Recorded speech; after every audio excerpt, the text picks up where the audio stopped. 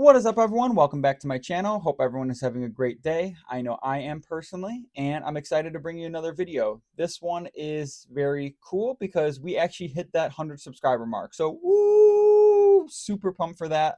Just want to say thank you to everyone who has subscribed to my channel, liked, comment any of the videos, or just watched anything in general. It really does mean a lot. I'm really enjoying making this content, and so it just means a lot that other people are enjoying it as well enough to hit that subscribe button and continue to follow. So with that being said, in a previous video, I actually stated that once we hit that 100 subscriber threshold, we are going to be giving away a precon. So this is going to be the video going over that as well. So a few things to be entered into that. One, you just have to be subscribed to the channel. Two, just comment and like on this video. And then three, you have to live in the United States just for shipping reasons. Just to make it easier for myself, we are going to be shipping it within the United States. Maybe future giveaway we'll do international or things like that, but this specific one will be in the United States. So sorry, any international people out there, this one is going to be specifically the United States. With that being said, over Christmas, I actually received a gift from my friend for a precon, and I've just been looking through it.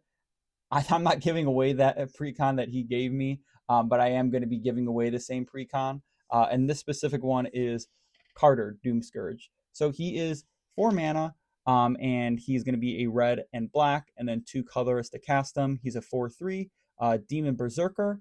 And what Kardur does is when he enters the battlefield, it goads all your opponents until next turn. So all their creatures have to attack, and it just can't be you. And if any creatures do die, your opponents are taking 1 damage for each creature that dies, and then you actually gain 1 life for each creature that dies. So basically, the idea of this is get Kardur out there, obviously go to all your opponents, create some chaos, make them attack each other, and then continuing to ping 1 creature's die. So it seems like a lot of fun. I haven't upgraded it at all either, so this is basically just going to be running through some of the cards that are in the precon just to kind of give you an idea of what it looks like. I'll also maybe give some tips on maybe things to upgrade it in the future. But yeah, we'll jump into it and we'll show off the precon. So here we go. All right, so let's jump into some of the cards and take a look to see what we have here. So this deck is really cool.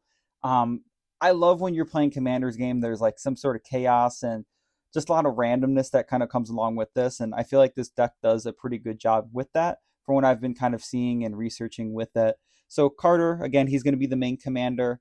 He's 4 mana. Whenever he enters, he's goading everyone until your next turn. And then whenever a creature dies, he's pinging 1 damage to each opponent. And then you're also gaining 1 life for each creature that dies. So really cool mechanic. A lot of chaos and pinging, and you're definitely going to be like a target, I would say, just because of how annoying it is. But at the end of the day, I think it's really fun to kind of create that chaos and keep the game interesting. With that being said, jumping into some of the lands. So in total, this deck does have a lot of lands. I would probably say, in my suggestion, taking a few of those out, because in total there's 40 lands that come within here. Obviously you have like your basic swamps, mountains, your dual lands, command tower, but overall I do feel like that is quite a bit of lands.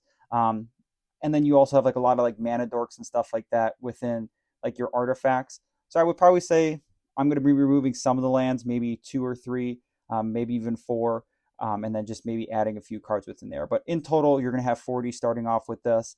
And then if we actually look at the artifacts, so again, mana dork, that coveted jewel, I'm going to almost say like this like a monarch. So basically what happens is when it enters, you get to draw 3 cards. You can tap it for 3 mana of any color. But if you actually give hit, the opponent draws 3 cards and they get control of coveted jewel. So you don't want to be getting hit. Arcane Signet, Talisman of Indulgence, Worn Power Stone, Spell Bomb. You can actually tap it and sacrifice and you exile target player's graveyard. And then if it gets put into your graveyard and you pay 1, you get to draw a card. Wayfarer Bottle, Soul Ring, Commander's Fear, and then Lightning Greaves is in here just to protect Kardur when he's coming in to give him haste and shroud, maybe, or even just any one of your other creatures. But just a cool way of putting it on him, protecting him for a little bit and things like that. All right, then we'll jump into some of the enchantments here. So with the enchantments, so we'll start off with Theater of Horrors. So at the beginning of your upkeep, you exile the top card of your library, And then during your turn, if an opponent has lost life this way, you may play lands and then cast spells among them from exiled. So if any cards are exiled, you can play them. And then if you can pay 4, it deals 1 damage to target opponent or a planeswalker. Spiteful Vision. So at the beginning of each player's draw step, they can actually draw an additional card, and then whenever a player draws an additional card, it deals 1 damage to that player. Sunburn Invocation. Whenever you cast a spell from your hand, you reveal the top X cards of your library, where X is the spell's mana cost, and then you may cast a value of X or less from among them into the battlefield, and you put the rest on the bottom. So cool way to cheat stuff out. And then Dictate of Twin Gods. It has flash, and then if a source would deal damage to a permanent or a player, it deals double that damage to the permanent or player instead. So this is a really strong card, especially with a lot of the pinging and stuff that's going to be going on with here. This is going to be a strong card to basically double that as you go out throughout the game. All right, then jumping into some of the sorceries here and instants. So with this sorcery, you draw 3 cards, you lose 3 life. Sign in Blood, target player draws 2 cards and loses 2 life. This is going to be dealing damage, so deals 5 damage to each opponent, so the big 5 damage spell. Each opponent sacrifices a creature or a planeswalker with the highest mana value among those creatures or planeswalkers they control. So that's pretty cool to have a little board control. Reign of Pit, each player sacrifices a creature. Then you create an XX black demon creature token with flying, where X is the total power among those creatures sacrificed this way. Classic Chaos Warp. Feed the Swarm, you destroy target creature or enchantment opponent controls, you lose life equal to that mana value. You may choose 3. You can do the same mode. You can either deal 1 damage to each creature, deals 2 damage to each opponent, destroy artifacts, so pretty cool. Classic Abrade is in here. Dredge of Mire, each opponent chooses a creature card in their graveyard, put those cards in the battlefield under your control, so that seems really cool. Terminate, destroy target creature, it can't be regenerated. Deadly Tempest, destroy all creatures. Each player loses life to the number of creatures they control that were destroyed that way, so big effect there. Read the Bones, scry 2, then draw 2 cards. You lose 2 life. Profane Command, target player loses X life. Return target creature with mana value X or less from the graveyard to the battlefield. Target creature gets -X, -X until end of turn, and then up to X target creatures gain fear until the end of turn. Blasphemous Act, just a big bomb. Charm, either exile target player's graveyard, destroy artifact, or each creature deals 1 damage to its controller.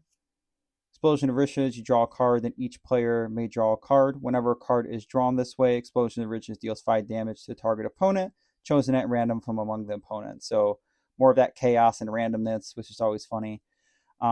Siphon Mine, each other player draws a card. You draw a card for each card discarded this way. Or discard, sorry. Each opponent discards a card and you draw a card, my bad. This one, you destroy target creature. If you control an artifact, unlicensed, deals 3 damage to that creature's controller. Mana Geyser. Wild Ricochet, you may choose a new target for instant or sorcery, then copy that spell. You may choose a new target for that copy. Choose up to 2 target creatures you don't control. For each creature of those, create a creature token that's a copy of that creature. Those tokens gain haste. Exile them at the beginning of your next end step. So again, a lot of the instants and sorceries are either be helping withdraw, or again, either destroying creatures or just pinging and kind of being annoying in that sense, I would say. And then finally, jumping into the actual creatures within this deck. So this would be like your secondary commander. What they do is whenever an opponent casts a spell, it deals damage equal to the spell's mana value to any target. So if you're really like leaning into that like pinging side of things, he's going to be a great commander to put in there. But again, I'm probably going to stick with Kardur just because of that chaos that he kind of brings. Gutter Snipe, he's going to be classic. Whenever you cast an instant or sorcery, he deals 2 damage to each opponent. Has flying. Whenever a creature an opponent controlled dies, you may gain 3 life. And then whenever opponent discards a card, you also gain 3 life. Brash Taunter has indestructible. And then whenever Brash Taunter is dealt damage, it deals that much damage to a target opponent. And if you pay 3 and tap him, fights another target creature. So basically saying like, come on, come at me, come fight. And then basically dealing damage that way. Blood Gift Demon, at the beginning of your upkeep, target player draws a card and loses 1 life. Magnetic Force, at the beginning of each upkeep, deals 3 damage to any target. Sad Robot, just obviously looking for lands here. What a good guy. Stormfist Crusader has Menace. At the beginning of your upkeep, each player draws a card and loses 1 life. If you get the theme, they're going to be losing a lot of life. Whenever it attacks, target creature card from defending player's graveyard onto the battlefield under your control, and then has Encore. This one has Intimidate. And then also when it enters the battlefield, for each opponent, you may put up to 1 target creature card from that player's graveyard onto the battlefield under your control.